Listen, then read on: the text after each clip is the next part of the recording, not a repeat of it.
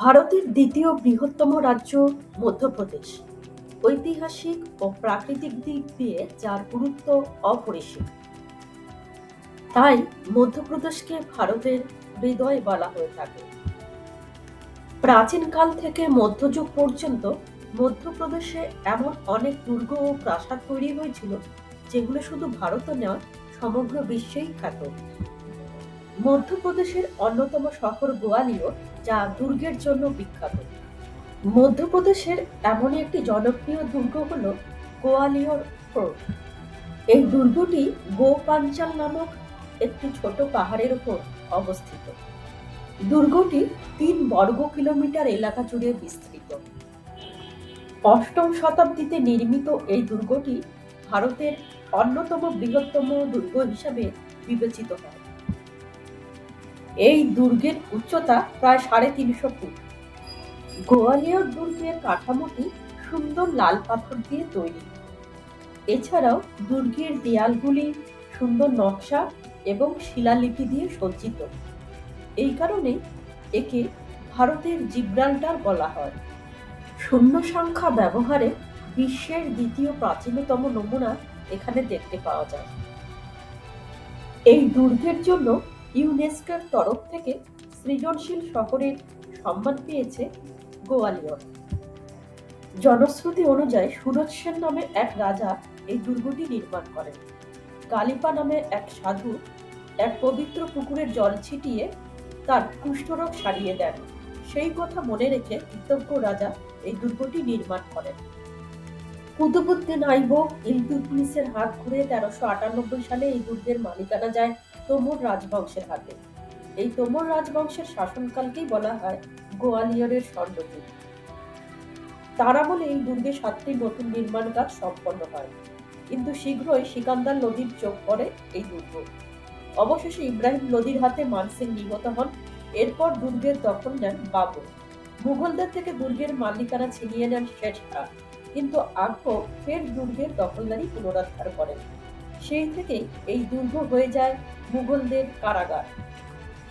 ঔরঙ্গজেব তার ভাই মুরাদকে নেশাগ্রস্ত করে এখানেই বন্দী করে রেখেছিলেন। পরে এখানে তাকে ফাঁসি দেওয়া হয়।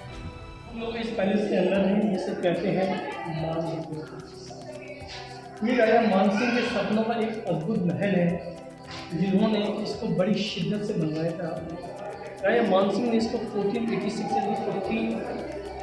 1408 तक बनाया था। इसको बनने में कुछ 22 साल लगे थे।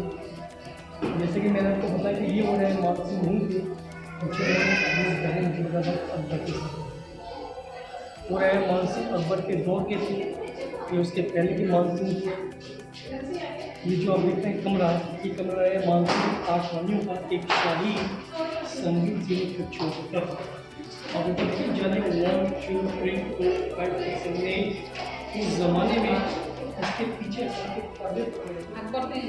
हाँ, ये जाने इस तरह की बनवाई गई थी कि रानियाँ उनका अवलोकन कर सकती हैं, वो रानियों को नहीं देख सकती। हाँ, उस ज़माने में पर्दे का सिस्टम था। एक दरबार खास था ये। राजा मान सिंह यहाँ बैठे थे, इसके ऊपर गोल्ड का अम्ब्रेला उधर। हाँ,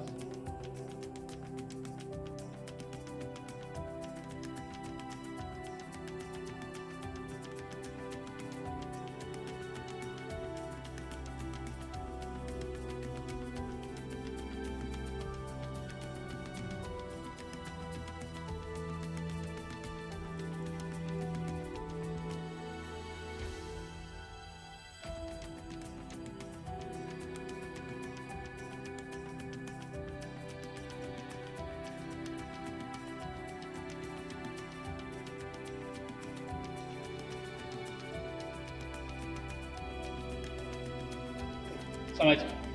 परम पिता परमेश्वर, Brahma with Saraswati, Vishnu with Lakshmi, Shiva with Parvati, Brahmin Kshatriya वैश्य शूद्र।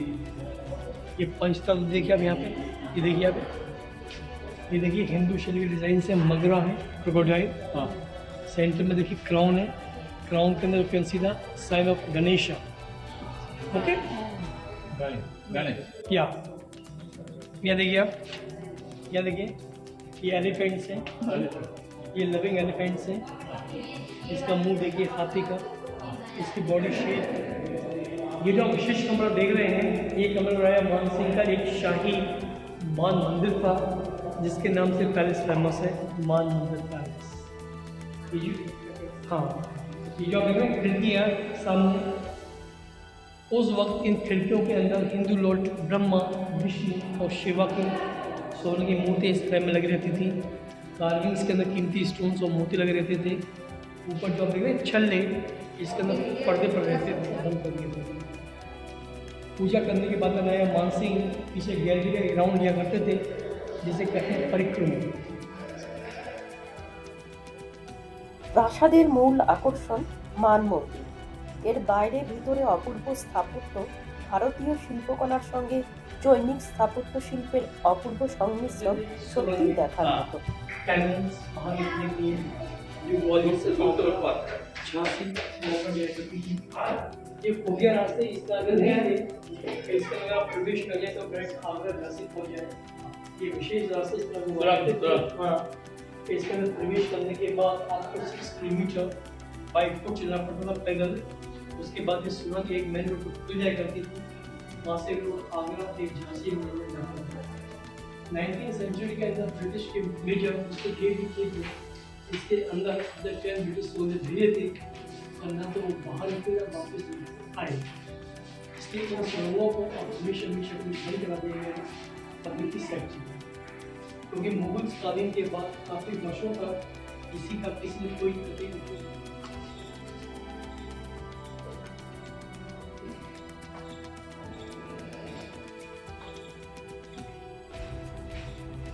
ये जो आप देख रहे हैं विशेष कोर्टयार्ड, ये कोर्टयार्ड राजा मानसिंह का एक शाही डांसिंग हॉल हुआ करता था। राजा मानसिंह यहाँ बैठते थे, इसके ऊपर था गोल्ड कैमरा, जिसको हटवा दिया गया। इनके VIP जिसको बैठते थे हाँ हाँ, उनके VIP जो गेस्ट थे वो यहाँ बैठते थे इसके ऊपर, जिसको अतिथि देवो कहते हैं। और रानियाँ इसके पीछे बैठती थी जाली के कुछ इस साइड में, कुछ इस साइड में, और डांसर्स अगर डांस का परफॉर्मेंस किया करते थे।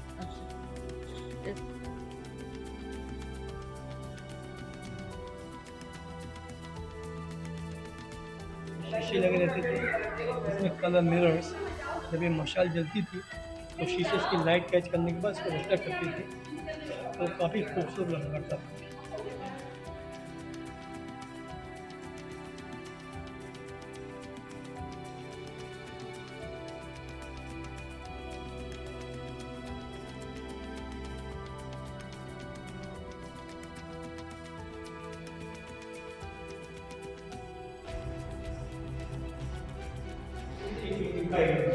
गर्मियों में गर्म हवा जिसको कहते हैं लगती है, उस जमाने में जो भाग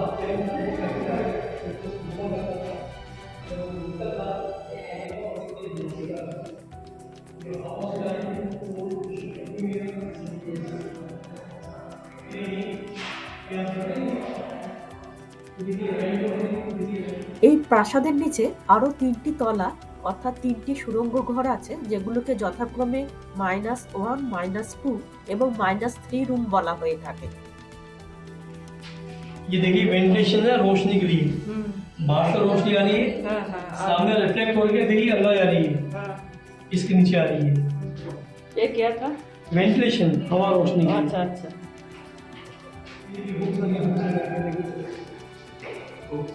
कोई बैठिए से कहीं बोले देखिए 1 2 3 4 5 6 7 8।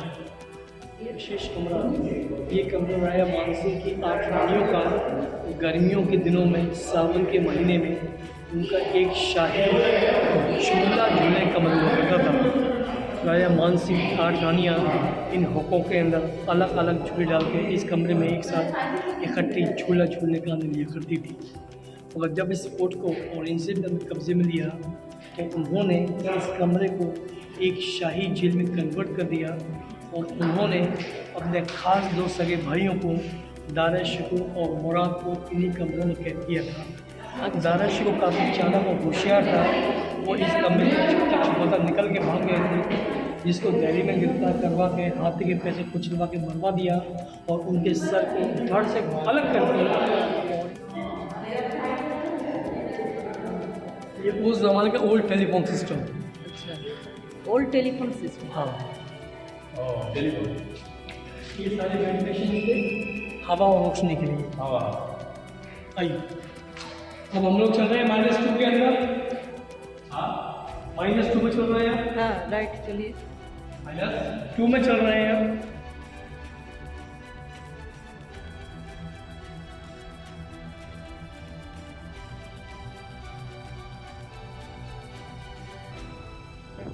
ये जो विशेष कमरा देख रहे हैं, ये कमरा राजा मान सिंह की 8 रन पे मीटिंग रूम हुआ करता था। जब राजा मान सिंह कहीं जंग पर जाते थे तो उनकी 8 रानियाँ विशेष तौर पे इस कमरे में इकट्ठी एक साथ निवास करती थी। साथ में से वो फ्लैग वॉच करती थी, जो कि फ्लैग से पे लगाते थे। कोई राजा ऐसे को अपनी रन चुका था,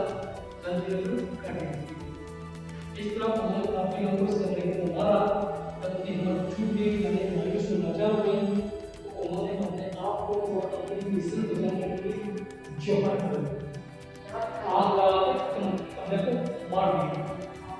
जोहर कहीं देखा है सिस्टम है साहब ने? किसी फोर्ट में देखा है? नहीं, हाँ, नहीं बताइए। ये क्रॉस वेंटिलेशन सिस्टम है हवा और रोशनी के लिए। Cross ventilation system. हाँ, इसमें देखिए हवा नहीं है, आपको हवा नहीं है। सही है, तीसरी रूम है ये। This is -2 room. Now we are going -3। और -3। हाँ, दैट इज -2। Oh, अच्छा। Now I am in -2. Now going to -3.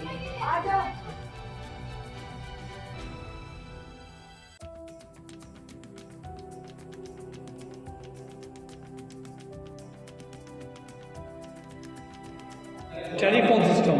अच्छा, टेलीफोन सिस्टम। ये पाइपलाइन ऊपर कनेक्ट की गई थी फांसीगढ़ में। हाँ, जब राजा मानसिंह को खास इन्फॉर्मेशन मिल पड़ती थी तो उनका स्पीकर ऊपर से बोलता था, उसकी आवाज़ इसकी थ्रू अंदर आती थी एक आने के लिए जंग। ऊपर में क्या था रहता है? स्पीकर रहता है? ऊपर फांसीगढ़ में दिखाया था ना वो हाँ हाँ टेलीफोन सिस्टम। हाँ, अच्छा, उधर भी रहते हैं हाँ, ऐसे सिस्टम। ऊपर से बोलते नीचे आएंगे, नीचे से हाँ, बोलते ट्यूब ऊपर से, आएंगे। ट्यूब से। Tube system. Telephone system. हाँ,